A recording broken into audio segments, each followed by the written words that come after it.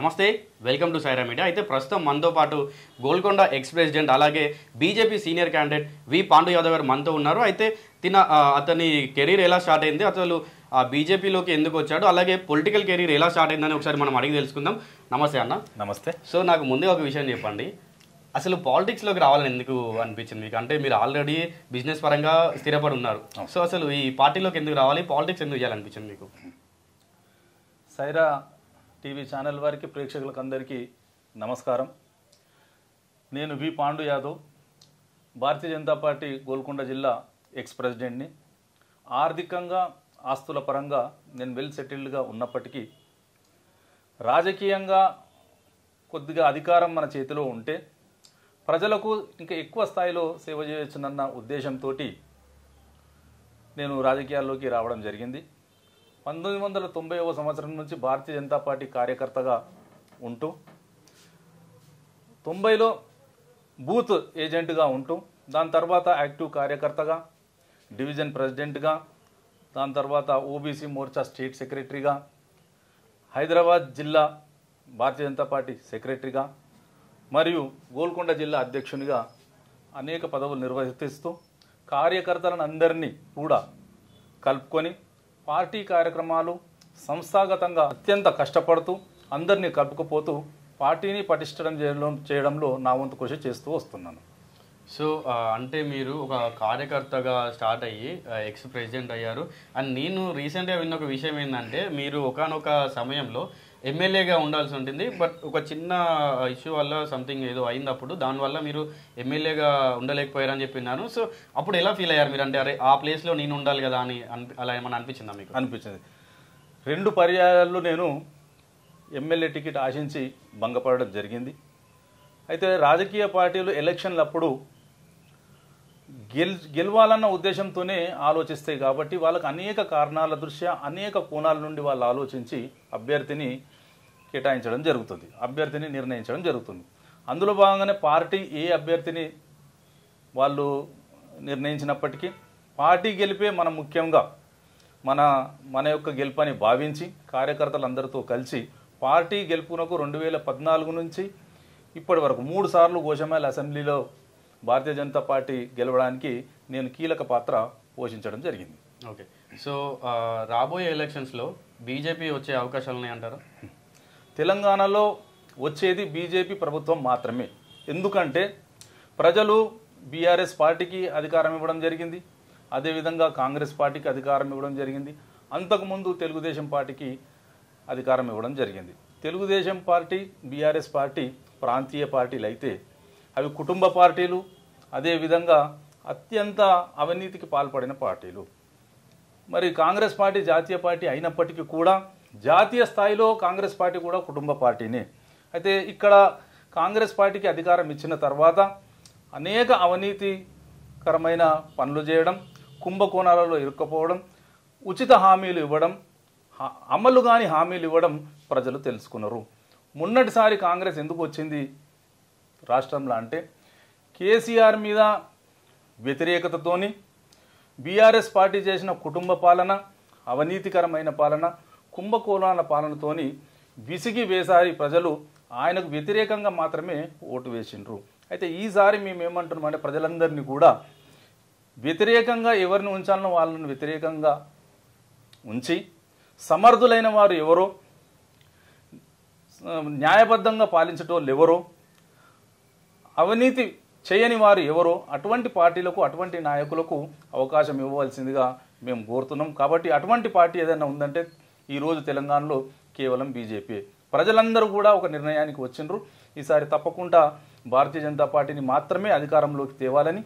కాబట్టి విద్యార్థులు, యువకులు అందరూ కూడా దేశం యొక్క పరిస్థితిని, రాష్ట్రం యొక్క పరిస్థితిని అన్నిటిని కూడా పూర్తి స్థాయిలో గమనిస్తున్నారు. కాబట్టి ఈసారి తప్పకుండా తెలంగాణలో భారతీయ జనతా పార్టీ అధికారంలోకి వస్తుంది. సో అయితే ముఖ్యంగా ఒక విషయం చెప్పండి, ఇప్పుడు మనకు తెలంగాణ తెచ్చిందేమో బీఆర్ఎస్ పార్టీ అని కొంతమంది అంటుంటే తెలంగాణ ఇచ్చిందేమో కాంగ్రెస్ అని చెప్పి ఇంకొంతమంది అంటున్నారు. అసలు దీనిపైన మీరు ఏం చెప్తారు? తెలంగాణ రావడానికి అనేక మంది తమ త్యాగాలు చేసిండ్రు. ముఖ్యంగా ఇందులో నిజం ఒప్పుకోవాలంటే తెలంగాణ ఉద్యమం మొదటి దశలో కానీ మలి దశలో కానీ ప్రాణాలు కోల్పోయింది విద్యార్థులు.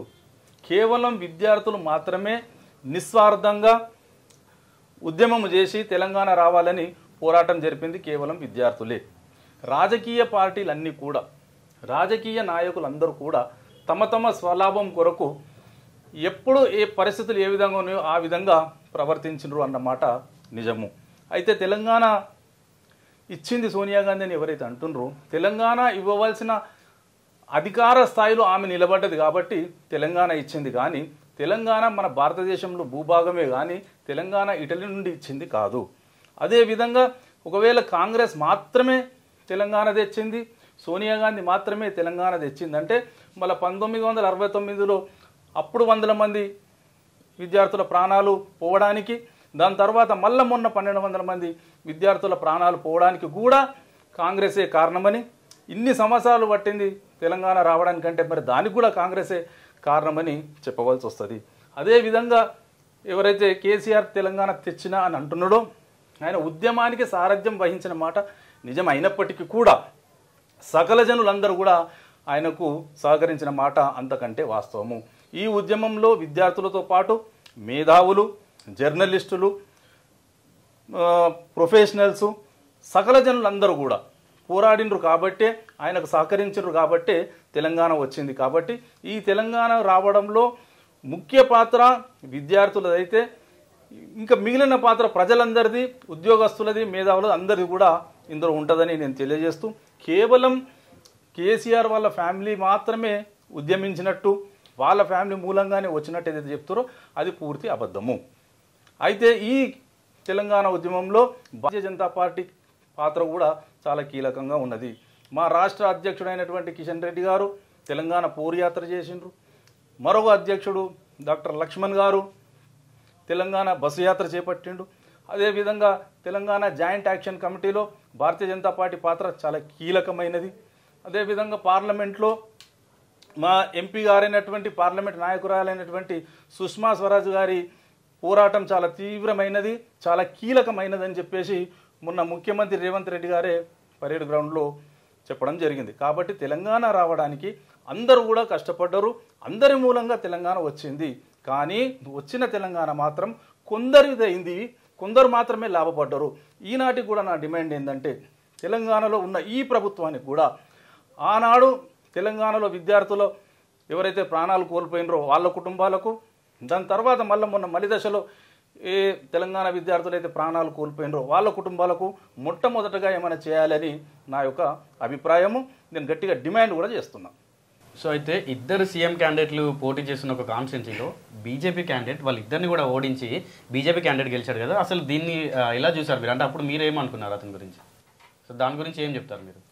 ప్రజలు సరైన వ్యక్తికి ఓటు వేసిండ్రని, కేవలం ముఖ్యమంత్రులు అన్న ఉద్దేశంతో వాళ్లకు ఇన్ఫ్లుయెన్స్ కాకుండా సరైన వ్యక్తికి ఆయన చరిత్ర చూసి, ఆయన ఏ విధంగా చేయగలుగుతాడో ఆయన యొక్క అభిప్రాయం చూసి, ఆయన గుణగణాలను చూసి ప్రజలు అక్కడ ఓటు వేయడం జరిగింది.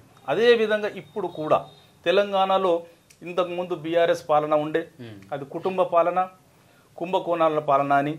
ఇప్పుడు కాంగ్రెస్ ఏదైతే ఉందో, కానీ బడ్జెట్ విషయంలోనే మాకు పూర్తిగా అర్థం కాలేదన్న అజ్ఞానం వల్లది ఇప్పుడు తెలిసిపోయింది. అమలు చేయలేని హామీలు ఇచ్చి ఆకర్షక పథకాలు పెట్టి ట్యాక్స్ కట్టే ప్రజలందరినీ కూడా ఈరోజు ఇబ్బందుల పాలు చేస్తున్నది కాంగ్రెస్ ప్రభుత్వము. కాబట్టి ఓటర్లందరూ కూడా గమనించిండ్రు, ఈసారి తెలంగాణలో భారతీయ జనతా పార్టీ మాత్రమే రావాలని. ఏ విధంగానైతే ఇద్దరు ముఖ్యమంత్రులను ఓడగొట్టి ఒక మంచి వ్యక్తి, ఒక నమ్మకమైన వ్యక్తి, ఒక సమర్థుడైన వ్యక్తిని అక్కడ ఎమ్మెల్యేగా చేసిర్రు, అదేవిధంగా అవినీతి రహితమైన భారతీయ జనతా పార్టీని, సమర్థవంతమైన నాయకులున్న పార్టీని, యువకులు మెచ్చే పార్టీని, విద్యార్థులు మెచ్చే పార్టీని ఈసారి తెలంగాణలో ప్రజలందరూ కూడా అధికారంలోకి తేవాలని ఒక నిర్ణయానికి వచ్చేసిండ్రు. సో సేమ్ అక్కడ ఎలా అయితే జరిగిందో, అంటే ఇద్దరు సీఎం క్యాండిడేట్లని ఓడించి బీజేపీ క్యాండిడేట్ ఎలా అయితే ఎమ్మెల్యేగా గెలిచాడో, సేమ్ అదే పద్ధతిలో రాబోయే ఎలక్షన్లో కాంగ్రెస్ పార్టీని అలాగే బీఆర్ఎస్ పార్టీని ఓడించి బీజేపీ అధికారంలోకి వచ్చే అవకాశాలు ఉన్నాయంటారా? తప్పకుండా బీజేపీ మాత్రమే అవకాశాలు వస్తాయి. ఎందుకంటే దేశ స్థాయిలో ఈరోజు నరేంద్ర మోదీ గారు ఏ విధంగానైతే పరిపాలన చేస్తుండ్రో ఆ పరిపాలనను విద్యార్థులంతా గమనించిండ్రు. యువకులంతా నేటి తరం యువకులంతా గమనించిండ్రు. గత 60 సంవత్సరాలు దాదాపుగా దేశాన్ని పరిపాలించిన కాంగ్రెస్ పాలన వల్ల దేశం ఎన్నో సంవత్సరాలు వెనుకబడిపోయింది. నరేంద్ర మోదీ గారు తెచ్చిన సంస్కరణల వలన, ఉదాహరణకు ఆర్టికల్ 370 రద్దు అయితేనేమి, త్రిపుల్ తలాక్ అయితేనేమి, అదేవిధంగా మొన్న వక్ఫ్ బోర్డ్ అమెండ్మెంట్ బిల్ అయితేనేమి, ఇట్లా అనేక సంస్కరణలు. ఈ ఒక్కొక్క సంస్కరణ ద్వారా దేశం ఎన్నో సంవత్సరాలు ముందుకు పోతుంది. గత ప్రభుత్వం తీసుకున్న దేశ విభజన సమయంలో కానీ, అదేవిధంగా అంబేద్కర్ను అవమానించిన విషయంలో కానీ, ఎమర్జెన్సీ విధించిన విషయంలో కానీ కాంగ్రెస్ తీసుకున్న తప్పుడు నిర్ణయాల వల్ల, అదేవిధంగా 1995, 2013లో వక్ఫ్ బోర్డుకు బలము చేకూర్చేటట్టు తుష్టీకరణ రాజకీయాల కోసం ఒక వర్గానికి చెందిన ఓట్ల కొరకు ఏ విధంగానైతే నిర్ణయాలు తీసుకున్నారో ఆ నిర్ణయాల మూలంగా దేశము అనేక సంవత్సరాలు వెనుకబడిపోయింది. నరేంద్ర మోదీ గారు తీసుకున్న నిర్ణయాల వల్ల, సంస్కరణ వల్ల దేశం ఎంతో ముందుకు పోతున్నది. కాబట్టి యువకులంతా గమనిస్తారు. కాబట్టి దేశంలో ఏ విధంగానైతే నరేంద్ర మోదీ పాలన సాగుతుందో అదే విధంగా తెలంగాణలో కూడా అవినీతి రహిత పాలన రావాలని, సమర్థవంతమైన నాయకత్వం చేతిలో అధికారం పెట్టాలని ప్రజలందరూ కూడా నిర్ణయానికి వచ్చారు. కాబట్టి ఈసారి తప్పకుండా తెలంగాణలో బీజేపీ మాత్రమే అధికారంలోకి వస్తుంది. సో కాంగ్రెస్ పార్టీ గురించి వచ్చింది కాబట్టి నేను ఒక ప్రశ్న అడుగుతున్నా మిమ్మల్ని. అంటే జనరల్గా కాంగ్రెస్ ప్రభుత్వం ఇచ్చిన హామీలు అవ్వచ్చు, లేకుంటే 6 గ్యారెంటీలు అవ్వచ్చు, దీనిపైన మీ అభిప్రాయం ఏంటి అసలు? అంటే వాళ్ళు ప్రభుత్వంలోకి వస్తామనుకొని హామీలు ఇవ్వలేదు అని చెప్పి కొంతమంది అంటున్నారు. దీనిపైన ముఖ్యంగా మీ అభిప్రాయం ఏంటి? తెలంగాణ ఏర్పడినప్పుడు సర్ప్లస్ బడ్జెట్తో ఉన్న తెలంగాణ రాష్ట్రాన్ని కేసీఆర్ గారు ఏ విధంగానైతే అప్పుల పాలు చేసిండో, ఆడంబరాలకు పోయి కేవలం తన ఓటు బ్యాంకు గురించి, కేవలం తనకు మాత్రమే పేరు రావాలని గురించి మొత్తం రాష్ట్రాన్ని ఏ విధంగానైతే దివాలా తీయించిండో, అదేవిధంగా బడ్జెట్ ఎంత ఉంది, ఉన్న బడ్జెట్తోని మనం ఏ విధంగా మనం ప్రజలకు సేవ చేస్తామో కనీస జ్ఞానం లేని ఈ ప్రభుత్వము, కాంగ్రెస్ ప్రభుత్వము ఇప్పుడు అప్పుల పాలైనము, మేము ఈ విధంగా అవుతుందని మేము అనుకోలేము అని తమ మిడిమిడి జ్ఞానాన్ని, రాజకీయ జ్ఞానాన్ని వాళ్ళు ప్రదర్శించడం జరుగుతున్నది. కాబట్టి ప్రజలందరూ కూడా ఇదంతా గమనించిండ్రు. ఇవన్నీ ఉచిత హామీలేనని, 6 గ్యారంటీలు ఏవైతే ఉన్నాయో అవి ఏవి కూడా గ్యారంటీ కాదని, హామీలు ఏవైతే ఇచ్చిండ్రో 420 హామీలు అవన్నీ కూడా ఉచిత హామీలని, కేవలం అధికారంలోకి రావడానికి ప్రజలను ఏ విధంగా మభ్యపెట్టాలనో మభ్యపెట్టడంలో ఈ కాంగ్రెస్ పార్టీ చాలా ముందుందని ప్రజలందరూ భావించారు. కాబట్టి ఈసారి అటువంటి వాటికి లోను కాకుండా, ప్రభావితం కాకుండా, అబద్ధాలకు ప్రభావితం కాకుండా, ఆకర్షణీయ పథకాలకు ప్రభావితం కాకుండా సరైన నిర్ణయానికి వచ్చి ఓటు వేసి సరైన పార్టీని గెలిపించి కేంద్రంలో ఏ విధంగానైతే భారతీయ జనతా పార్టీ ఉందో రాష్ట్రంలో కూడా అదే విధంగా ఉంటే డబుల్ ఇంజన్ సర్కార్ ఏర్పడితే తెలంగాణ త్వరితగతైన అభివృద్ధి చెందుతుందని ప్రజలందరూ మెరుగైన పాలన అందిస్తారని విద్యార్థులు, యువకులందరూ కూడా ఒక నిర్ణయానికి వచ్చి, నిన్న మాకు ఒక ప్రోగ్రాం ఉండే, రచ్చబండ ప్రోగ్రాం అని. ఆ ప్రోగ్రాంలో భాగంగా 11 సంవత్సరాలు మోదీ గారు చేసిన అభివృద్ధి కార్యక్రమాల గురించి మేము చెప్పడానికి పోతే ప్రజలే మాకు చెప్తుండ్రు నరేంద్ర మోదీ ఏ విధంగా అభివృద్ధి చేసిండు అని. అదేవిధంగా కోవిడ్ సమయంలో ప్రధానిగా నరేంద్ర మోదీ గారికి ఇట్లా లేకుంటే, ఇంకెవరైనా ప్రధాని ఉంటే మన పరిస్థితి ఏముంటుండే? ప్రధానమంత్రి నరేంద్ర మోదీ ఉండేప్పటికే మనము ప్రపంచానికే, దేశానికి మాత్రం కాకుండా ప్రపంచానికే సహాయ సహకారాలు కోవిడ్ సమయంలో మనం అందించడం జరిగింది. కాబట్టి మేము ప్రజలలోకి పోయినప్పుడు ప్రజలే నరేంద్ర మోదీ గారి గురించి చెప్తూ, తెలంగాణలో కూడా ఇటువంటి ప్రభుత్వం ఏర్పడితే ఎంత బాగుంటుందని వాళ్ళు చెప్తూ, భారత పౌరులుగా మా కర్తవ్యం కూడా ఉన్నది కాబట్టి మేము ఇప్పటి నుండే ప్రజలందరికీ మేము కూడా తెలియపరుస్తామని వాళ్ళు చెప్పడం జరిగింది. అయితే కాంగ్రెస్ ప్రభుత్వం ఇచ్చిన 6 గ్యారెంటీల్లో ఒక ఫ్రీ బస్ పెట్టారు మహిళలకి ఫ్రీ బస్ పెట్టి, అయితే ఆ ఫ్రీ బస్సు మహిళలకు పెట్టి అబ్బాయిల పైన, అంటే ఇప్పుడు ఏదైతే ఆర్టీసీ బస్ రేట్స్ పెంచి ఓన్లీ దాన్ని అబ్బాయిల పైన రుద్దుతున్నారని చెప్పి అంటున్నారు.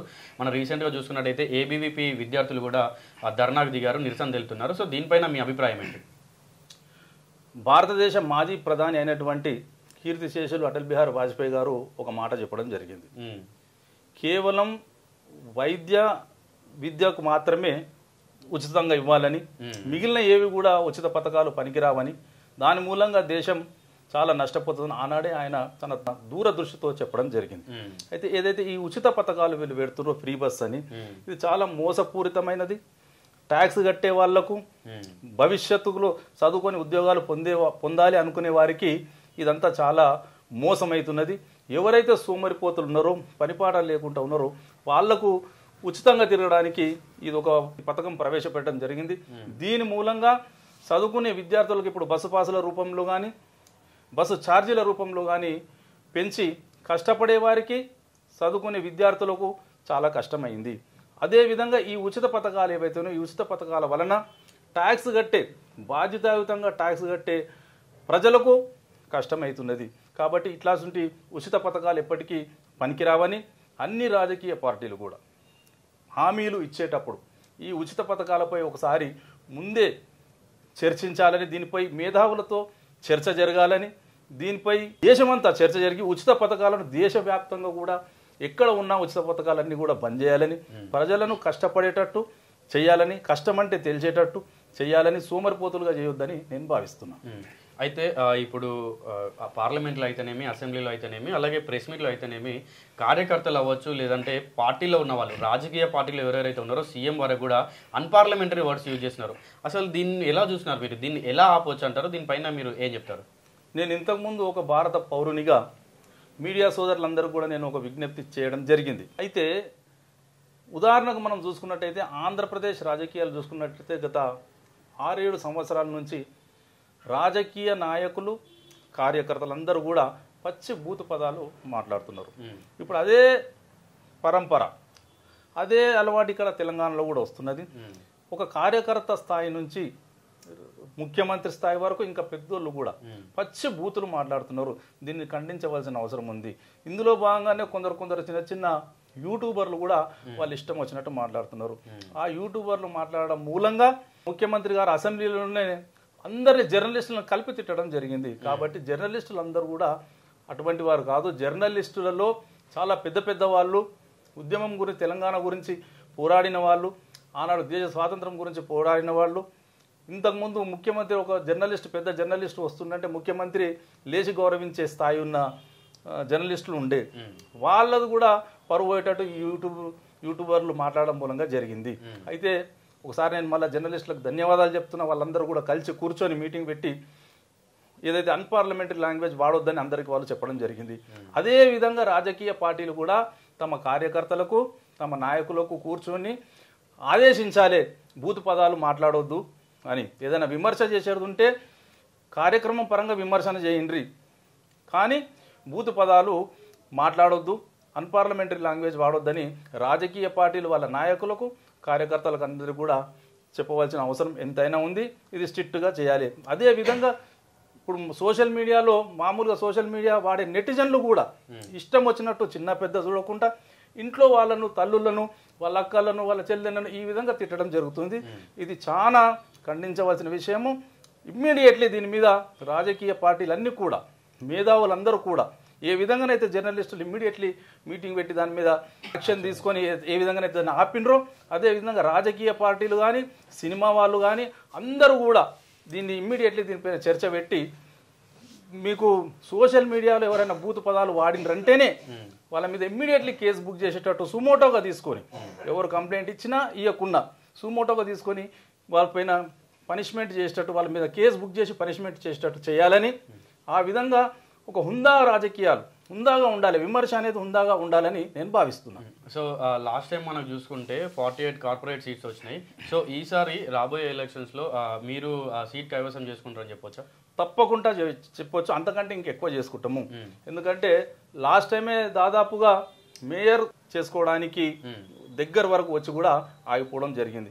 కాబట్టి అప్పటి నుండి ఇప్పటి వరకు మా కార్పొరేటర్లు, భారతీయ జనతా పార్టీ కార్పొరేటర్లు ఎవరైతే ఉందో నిరంతరం కూడా బడ్జెట్ లేనప్పటికి కూడా ప్రజా సమస్యలు నిరంతరం ప్రజలలో తిరుగుతూ వాళ్ళ సమస్యను పరిష్కరిస్తున్నారు. కావాలని అప్పుడు బీఆర్ఎస్ ప్రభుత్వం ఉన్నప్పుడు మా కార్పొరేటర్లను చాలా ఇబ్బంది పెట్టడం జరిగింది. ఏదైనా ఇనాగరేషన్కు వస్తే ఓడిపోయిన బీఆర్ఎస్ కార్పొరేటర్లు పిలుచుకున్నారు, కానీ మా వాళ్ళని పిలవకుండా అవమానం చేసిండ్రు.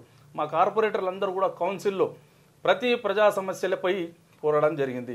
మొన్న ఓల్డ్ సిటీలో వేయని రోడ్డుకు బిల్లులు పొందినరు కాంట్రాక్టర్లు, దానిపైన కూడా ఉద్యమం చేయడం జరిగింది.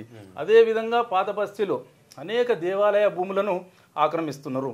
మా భారతీయ జనతా పార్టీ నాయకులు, కార్యకర్తలు అందరూ కూడా దేవాలయ భూములు దేవాలయకే చెందాలని పోరాటం చేయడం జరుగుతుంది. అదేవిధంగా మౌలిక సదుపాయాలకు సంబంధించింది, అదేవిధంగా మన స్ట్రీట్ లైట్స్ ఏవైతే ఉన్నాయో అవి దాదాపు కొన్ని నెలల నుండి కూడా వెలుగుతలేవు.